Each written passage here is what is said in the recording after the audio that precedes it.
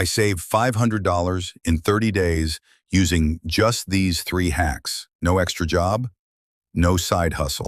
Hack number 1, a 7-day no-spend challenge. No fast food, no Amazon, no extras. You'll be shocked how much you save. Hack number 2, sell things you don't use. I made $200 in one weekend just off Facebook Marketplace and a garage sale.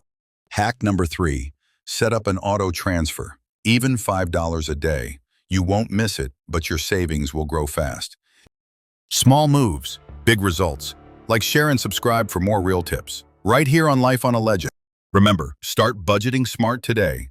Protect your credit and save with purpose. If you found this video helpful, don't forget to like, share, and subscribe. It helps more than you know. Want to support the channel directly like a Patreon? Visit www.pytown.ca/lifeledger and become part of the community. And if you're feeling the vibe, grab some of our merch here. atown.creatorspring.com. Thanks for watching. Keep your finances strong, and we'll see you next time on Life on a Ledger.